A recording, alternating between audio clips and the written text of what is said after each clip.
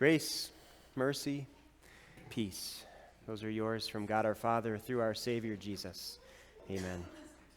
Let's focus on those words of the gospel, Mark chapter 5.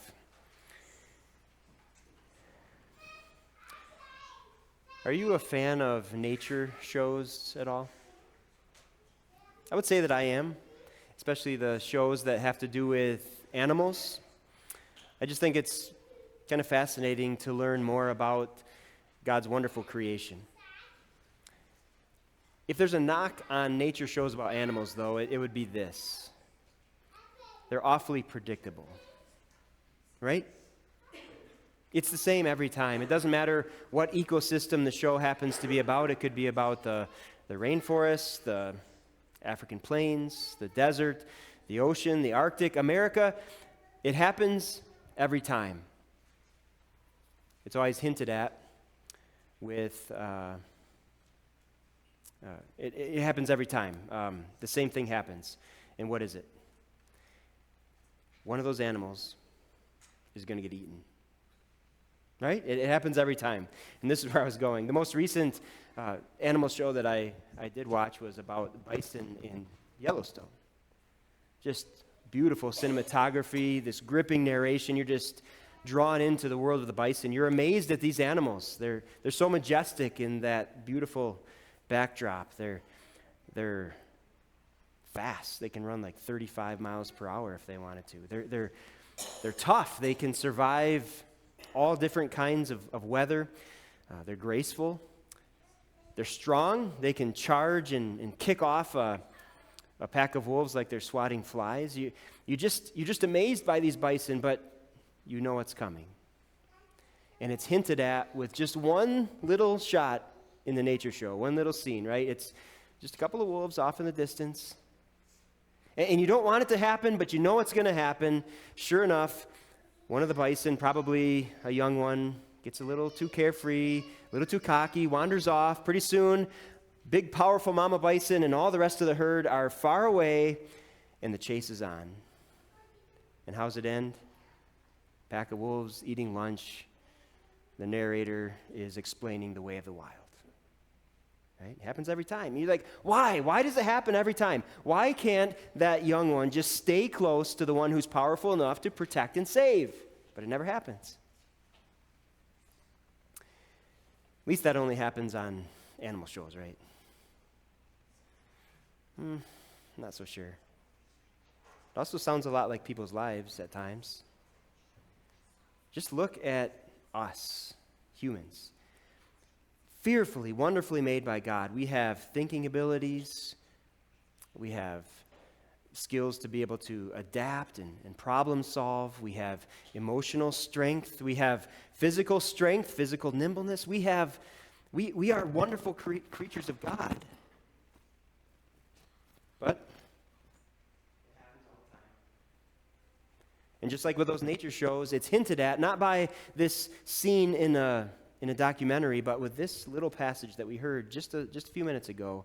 Your enemy, the devil, prowls around like a roaring lion looking for someone to devour. No one wants this to happen, but it's inevitable.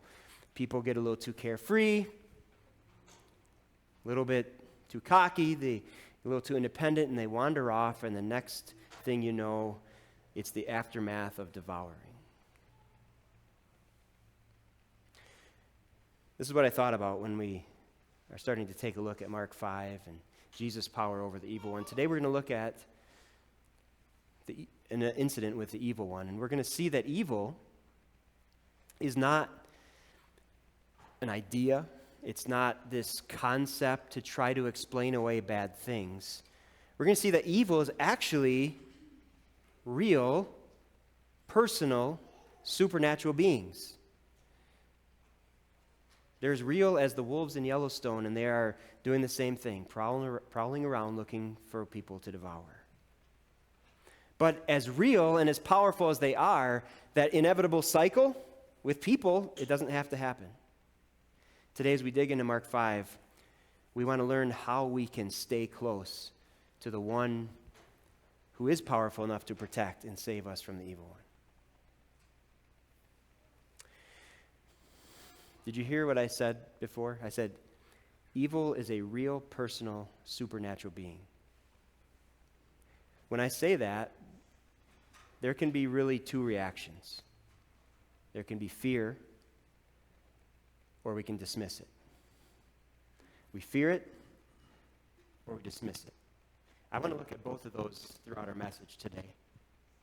And I'm going to start with fear. Fear had to be the reaction of 12 men who were standing with Jesus on the eastern shore of the Sea of Galilee. We love maps, right? So here we are. Jerusalem down on the left there, you Dead Sea, and you just follow the Jordan River all the way up to that other sea. There's the Sea of Galilee. Most of Jesus' ministry takes place on the west side. You can see Capernaum, Nazareth. They cross to where you see Hippus there, but all these cities are called the Decapolis. It's called the region of the Gerasenes. So just to get your bearings of where this is happening. This is not in the usual places Jesus goes. It's nighttime. The disciples' nerves were fried. They were just calming down from the worst, scariest storm they had ever been in their boat. That's the storm that Jesus had just calmed, said, "Peace, be still." They're tired. They're getting out of their boat, looking for some rest, and what's the first thing that they encounter? When they got out of the boat, a man with an impure spirit came from the tombs to meet him. The man lived in the tombs, and no one could bind him anymore, not even with a chain, for he had often been chained hand and foot, but he tore the chains apart and broke the irons on his feet. No one was strong enough to subdue him. Night and day among the tombs and in the hills, he would cry out and cut himself with stones. And when he saw Jesus from a distance, he ran and fell on his knees in front of him, and he shouted at the top of his voice, "What do you want with me, Jesus, Son of the Most High God? In God's name, don't torture me." For Jesus had said, "Come out of this man, you impure spirit." Can you just imagine this? The disciples had barely stepped on dry land, and the first thing they hear is this awful, bone-chilling shriek. And as they squint their eyes to see in the moonlight, what do they see? They see this man running straight at them, yelling at Jesus. He's naked. He's got broken irons on his wrists and on his ankles. He's got scars all over him. He's got open wounds. And he's on a dead sprint just yelling at Jesus. It's obvious this was a man, but this was more than a man. This was a man filled with what? Real, personal, supernatural beings. Demons, pawns of Satan himself. And that's what Mark indicates when he talks about this impure spirit. And so I just think about this and put myself in the disciples' shoes, and that storm that scared them to death was child's play now. I got to imagine they were afraid. And I'm just going to admit, this is probably the least, I like talking about this thing the least. I don't even like to think about it. For me, it started out when I was a kid. Near the house where I grew up, there was this old, really old, run-down, abandoned church building. And it was always rumored that satanic rituals went on in there at the nighttime. I couldn't even ride my bike by there. I was so scared. It continued when I was living in the dormitory. Just this eerie, freaky, horrible event involving a Ouija board happened 2 doors down from my dorm room. And I won't talk about it. But it kept me up at nights for months. It happened here. I was sitting at a table at Spruce in Boulder, and there's a group of ladies sitting at the table next to me. They pull out the tarot cards, and a man goes over to them and asks them if they could communicate with his deceased wife. And they tried to, and every hair on my body stood up, and so did I. I was out of there. And the reason I mention those things is to show you that the fear of Satan and his demons is real, because they are real and they are powerful. The disciples felt that fear. I feel that fear in talking about this, and I think you do too. And to be honest, I think that fear of something like this is a good thing, because it should tell us, stay away from this stuff. Don't even go near any of it. But my point in bringing up the disciples' fear and my fear is this. What do you do with those fears? Where do you go with it? Where were the disciples going to go as this man is running at them? They weren't going back in the boat. This is, I think, one of the most interesting aspects of this event. In all of this fearful scene, there's only one who is described as afraid. Did you catch who it was? When that man, possessed, saw Jesus from a distance, he ran and fell on his knees in front of him, and he shouted at the top of his voice, "What do you want with me, Jesus, Son of the Most High God? In God's name, don't torture me." And he begged Jesus again and again not to send them out of the area. Who is deathly afraid? It's not the disciples. It's certainly not Jesus. It's the demon named Legion. And that amazes me. See, he isn't running at Jesus and the disciples to fight them or to threaten them or even to scare them. He's running to beg Jesus not to hurt him. That's an awesome point. Because for all the terror and domination and power that he exercised over the man whose body he took over the town that he lived in, the demon was the one who now had to bow down low. The demon was the one who had to surrender. The demon was the one who was powerless and defeated. That's a huge point. People can doubt and wonder who Jesus is, but demons do not. They know Jesus is the Almighty God. And even though Satan and demons have power, they are no match for Jesus, the Son of the Most High God. At just one word of Jesus, they have to obey. At just one word of Jesus, they're outsmarted. They're defeated. They're overpowered. And here they're sent off into a watery grave.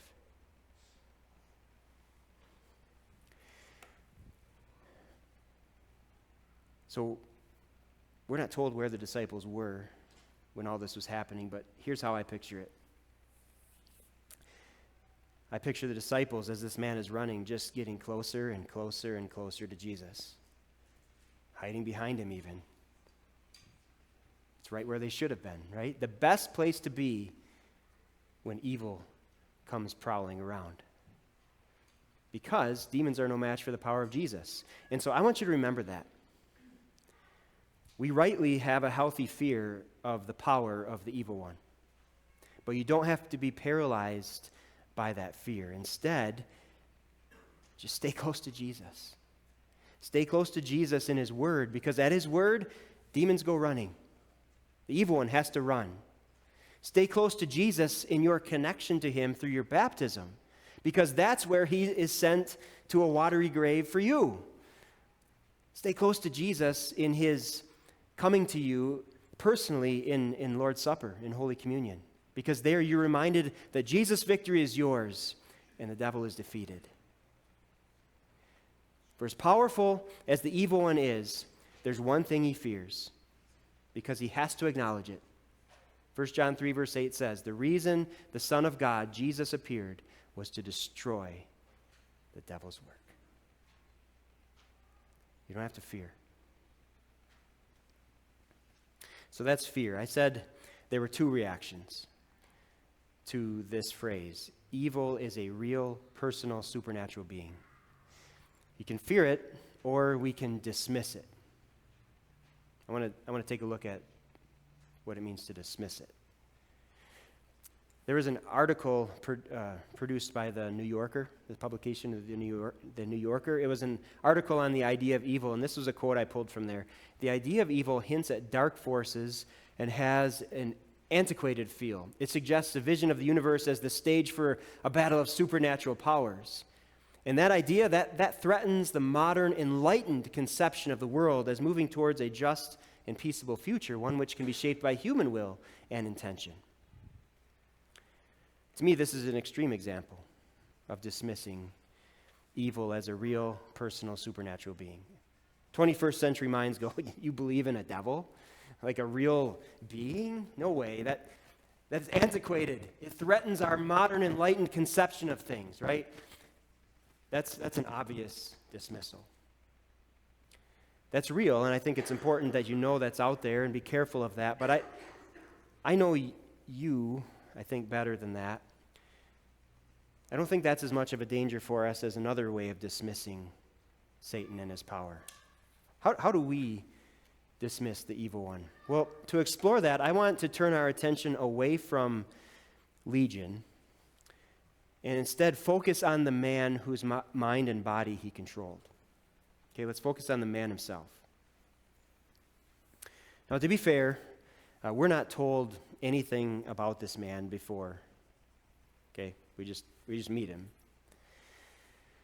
But I wonder, knowing what I know from the rest of the Bible, I doubt very much that these demons just randomly jumped on this guy one day and took over him. It didn't just happen like that. Again, this is just wondering on my part. But I wonder if living so far away from temple and worship life, if maybe he had just slowly drifted away spiritually.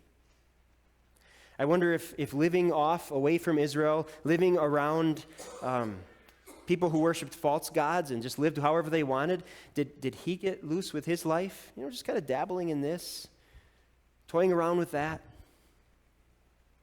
Pretty soon was he so far off that he was a prime soul for the prowling demons to devour. I imagine it kind of gradually like that.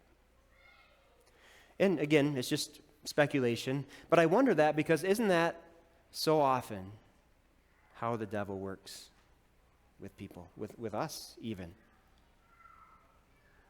Do we ever dismiss the devil and his lies? Do we ever think, they're not that big of a deal? Right? Just maybe dabble with this, toy around with that. Pick any sinful action. Greed, gossip, excess, envy, lust, drunkenness, whatever. The list can go on and on. Pick those things. Look how reasonable and fun and freeing those seem in the moment. And isn't that because Satan is whispering in our ear, don't worry about God. Never mind God's word. Do this and you'll be really happy. Just this once. You're way smarter than all those other people that got caught. It's fine. You can repent later. We toy with it. We flirt with it. And pretty soon we're drowning in it. Right? And what's the end result? It's not fun and liberating and freeing anymore.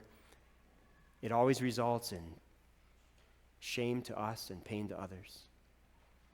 So what I'm saying is, I want you to note this well. What the devil won't do in possessing people, he can more than make up for in tempting people. And how many times haven't we left feeling devoured?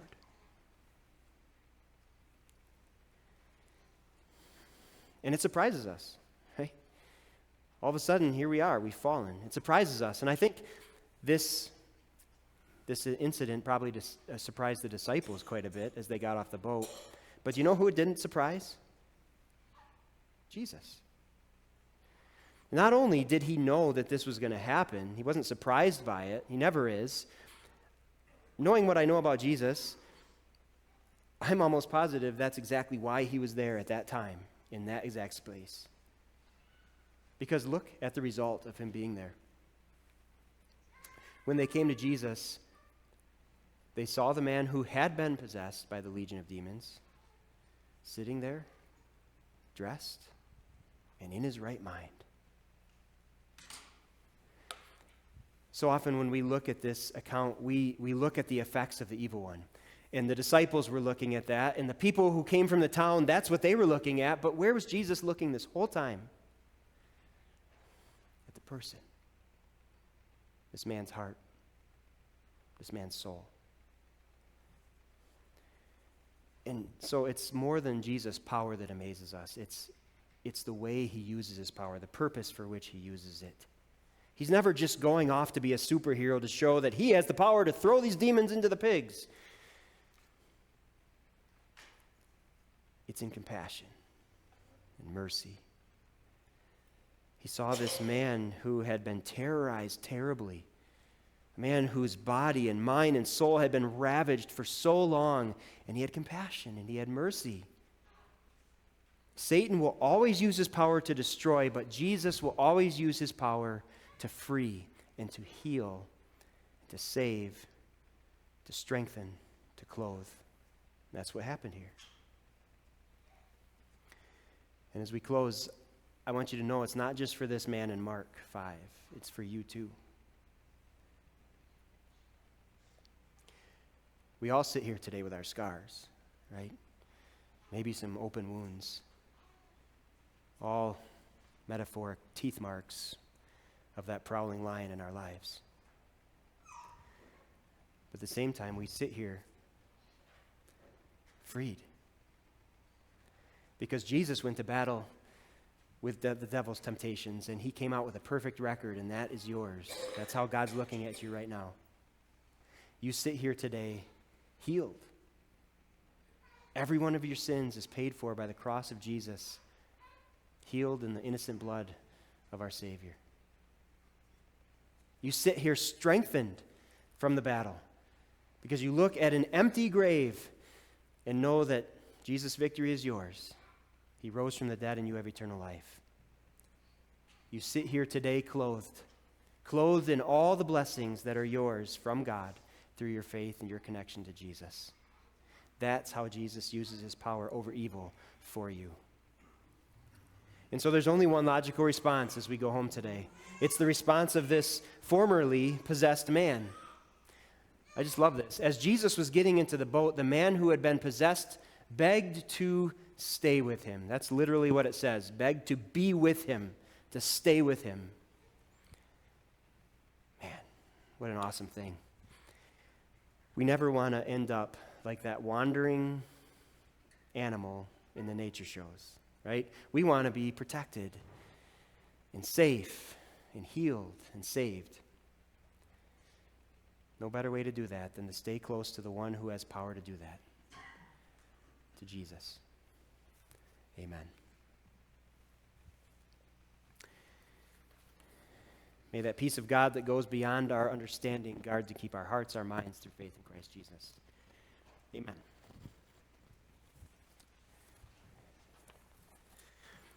Continue with our next song, All Hail the Power of Jesus' Name. I thought this was a good song to sing after this because at the name of Jesus, every knee bows. We saw it with the demons. Jesus has power over the demons, and Jesus uses his great power for our salvation. So let's praise that name.